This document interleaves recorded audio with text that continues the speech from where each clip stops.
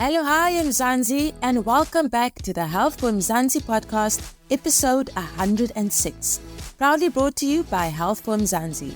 I'm your host, Joe, and I'm so excited to walk this health and wellness journey with you.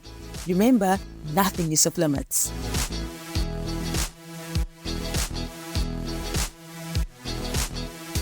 Research tells us that women are twice as more prone to depression than men. To understand these findings, we need to discuss the factors that contribute to it and how women can find a solution to these factors that they might have no control over. Chatting with us, we have Dr. Erica Munnik, Associate Professor in the Department of Psychology at the University of the Western Cape and clinical psychologist. Dr. Munnik, how are you doing? And I'm doing well. I know it is very busy, so thank you so much for being part of this conversation. Before we get into the discussion, can you please just share what it is that you do? That would be a great place to start off. I'm an associate professor in the Department of Psychology, and I teach on undergrad as well as postgraduate level. One of my areas of expertise is psychological assessment, but I also do clinical supervision for the student psychologists in training at University of the Western Cape. I also a clinical psychologist registered at the HPSA, Health Professions Council of South Africa, and I've got a limited private practice, that I also run in the Brackenfell area. That was quite a mouthful. There's a lot going on, Dr. Munnik, on your side. We're busy as academics, we're busy, but it's nice to basically, be in clinical practice as well as doing research and being able to lecture. Dr. Munnik, we're focusing on why women specifically are prone to, for example, depression or anxiety. But before answering that question, can we understand what is depression exactly? So I think some people can just maybe confuse it just with feelings of feeling sad, but we know that there is a wider definition of it. So can you maybe just give us more insight on that? If we look at depression is one of the most prevalent conditions. So it's worldwide type of recognized. And it is categorized under mood disorders, which basically means that the common feature of mood disorders basically is affect. So if we look at depression in itself, there's a few type of different conditions that we usually look at. The most prevalent one of those are major depressive disorder, which basically we look at specific symptoms to diagnose depression. And some of the major type of symptoms that we're looking at, first of all, is that sadness that you're talking about. And then also for women specifically, it is isolating for men as well. But one of the common features for women, men usually type of react in terms of agitation, whilst women is more prone to type of isolate themselves. We usually say it's a lack of interest and pleasure in things. So a common feature is feeling hopeless and helpless. And then like you've basically almost socialized before, you are not able to socialize. You're not able to go to work. So you isolate yourself more and more. Some of the other symptoms that we also are looking at when we're looking at depression just generally is what we call vegetative symptoms, and that is a difficulty either to go to sleep and stay asleep, or it might also present as just wanting to sleep the whole time. There's sometimes difficulty eating, so eating too much because you're so stressed, or eating too little. And then there's also difficulty with concentrating, so usually in terms of work, there is difficulty with memory, and there is difficulty to engage productively, at work, the same way as previously. And then in severe type of situations, we also, when you think negatively the whole time, and the feelings of sadness and anger that sometimes there, you also act type of destructively, and these we look at as suicidal ideation, or feelings that life is not worth living anymore. When we look at mood and we look at depression, we also look at intensity. So it is usually, more than just being stressed. And we also look at duration. So for major depressive disorder, for instance, we look at a period of 2 weeks where the symptoms prevails, whilst with something like persistent depressive disorder, also called dysthymia, there is these types of symptoms that basically occur for more than 2 years. So more chronic type of depression that we are looking at. We all sometimes have these symptoms, but it is the intensity and it is the impact that it has on our homes and in work that basically, have to be disruptive for us to look at depression, then, diagnosable type of a depression. Dr. Munnik, I'm glad you made mention of that because I'm listening to the factors that you are identifying. And I mean, it's so possible for one to feel hopelessness or to feelings of sadness or anger, or to maybe struggle to sleep maybe 1 night or 2 nights. But to diagnose the state as depressive or depression, do we then, like you said, look at maybe the duration and the intensity of it? That is basically it. Lots of these signs and symptoms we can identify in ourselves. And we sometimes, all of us sometimes have difficulty sleeping or have difficulty eating or even feel helpless and hopeless because situations type of mitigate it. But it is the intensity and the severity and the duration that helps us to identify depression. I had a quick look at some of the statistics early this morning, and at the moment, depression is diagnosed in about 280 million people worldwide. So it's one of the most common type of conditions, prevalent conditions that we have, only second to generalized anxiety disorder. So depression and anxiety, and I know that is one of the questions most probably that you have now, goes hand in hand a lot of the time. That's actually what I wanted to ask. Does a state of depression lead to other sort of disorders? You mentioned anxiety. Are there maybe, like an eating disorder? So are there other disorders that depression can lead to? What we usually, the term that we use is comorbidity. Okay. So basically, it is the same type of package as, for instance, depression. You could have symptoms of depression, but there's symptoms of anxiety as well. So if you look at anxiety, for instance, first of all, let's take depression. If you're depressed, there's chronic type of feelings of worry as well. Worry about daily activities, worry about work. And as soon as that worry, like with depression, actually becomes maladaptive.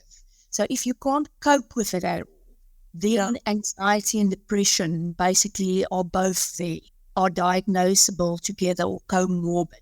Some of the other conditions, that is also comorbid with depression a lot of the times, means substance use disorders. So one of the coping mechanisms, a lot of the times when you feel hopeless, you feel sad, you feel that life is not worth living, you would grab alcohol, for instance, and alcohol use becomes type of chronic, or even some of the other substances as well to help you to feel better. So substance use is another one. You've mentioned eating disorders. There's some comorbidity, but it is important to also note that the presence of one doesn't mean that the other one is going to be present as well. We need to really suss out in terms of symptoms, like we do, for instance, for diabetes. If you look at more medical conditions, there are certain symptoms that we need to be able to see before we able, for instance, have comorbidity of a substance use disorder, as well as a mood disorder, for instance. And then evidence suggests that twice as many females are prone to depression. What sort of factors are more prevalent on the female side? That's an interesting question. And our research shows us that twice as many women are susceptible to depression than men. And there's a few reasons for that. We usually use the biopsychosocial model to try to understand that. And basically what that means is first of all, it begins with genetics. If we look at studies that's being done, if you look at first-degree relatives, and what I mean by that is if you look at studies where a grandpa or a grandma, a gogo, basically had depression. That is now just generally, and it's not only women. There's this genetic predisposition for somebody that has a family line of depression, a vulnerability almost to develop depression as well. So what I'm saying is research shows that it's in the genes to a certain extent.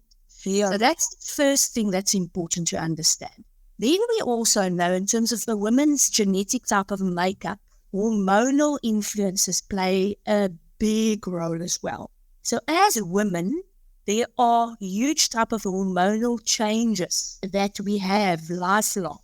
And we could look at adolescence, for instance, developing there. We could also look at childbirth, for instance, and we have postnatal depression that comes into play. And then also menopause that's there. So hormones actually, research shows us that plays a very, very important role. And there's also been research done on brain structures as well. So women are more type of sensitive to a certain extent than men, and it display more type of emotions easier than men, and that forms part of the type of susceptibility or vulnerability towards developing depression. However, it doesn't mean that all women will experience depression. So we look at the genetics on the one side, we look at hormonal influences, we look at brain structure. But very, very importantly, we have to look at the environment as well. Yeah. So if we look at women and we look at the way that our roles has changed as women.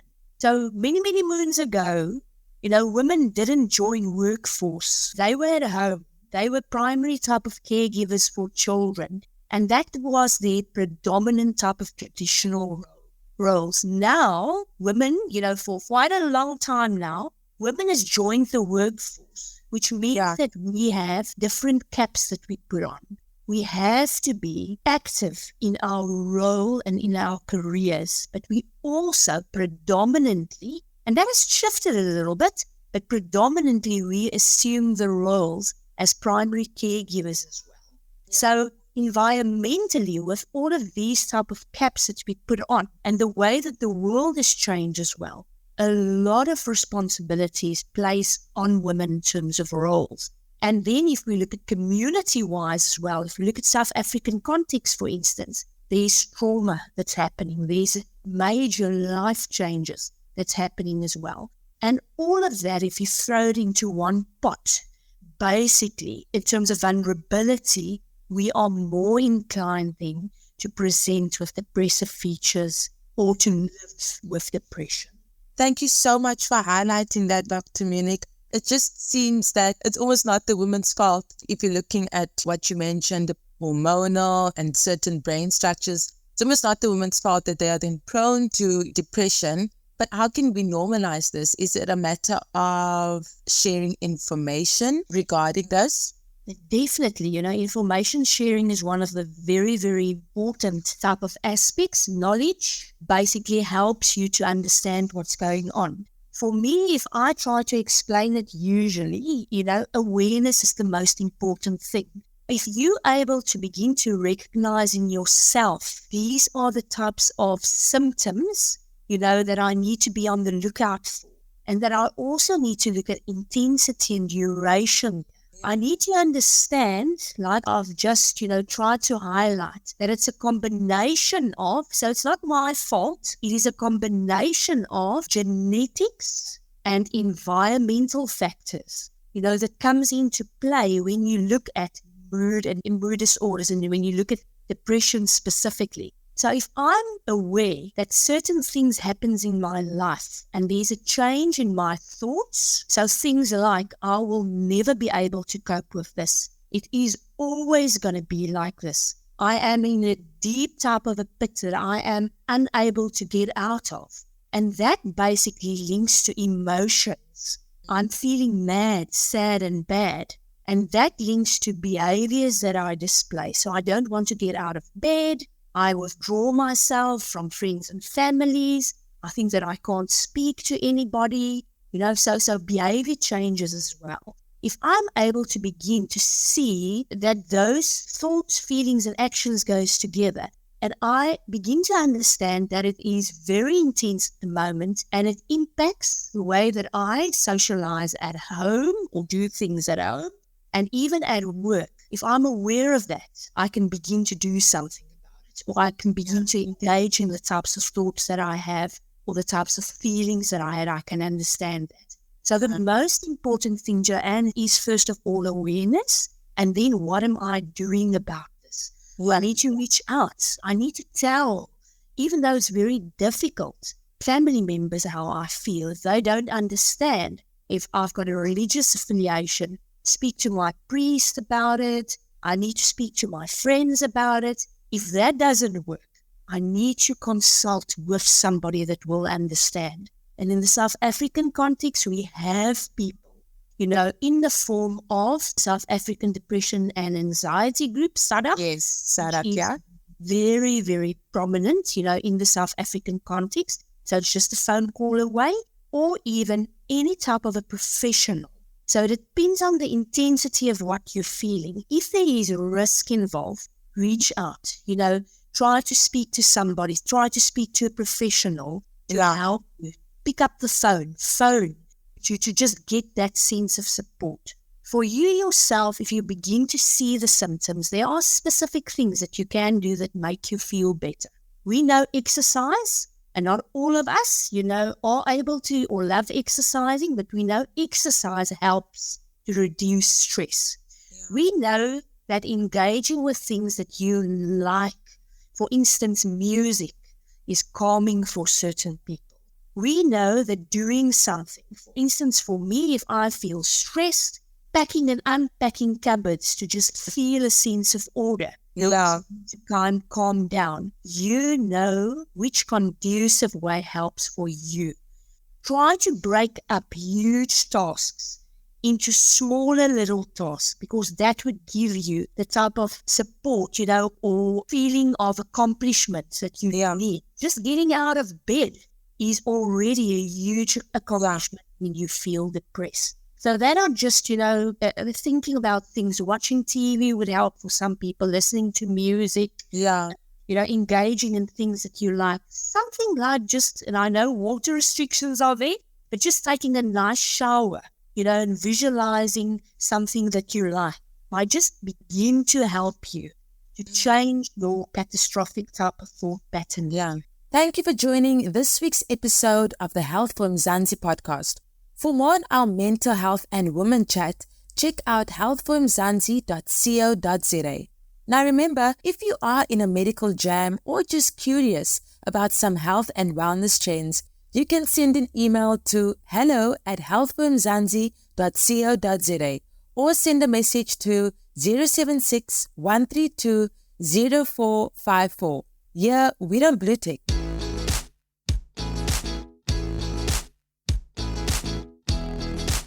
So there you have it, gals and guys. Factors that might lead to depression and various other comorbidities are sometimes things that we cannot control. Continue to normalize these discussions so that awareness can be raised. Once people are aware, they can make informed decisions regarding the help they need and where they can access it. Until next time, keep well, stay healthy. Signing out, your girl Jo.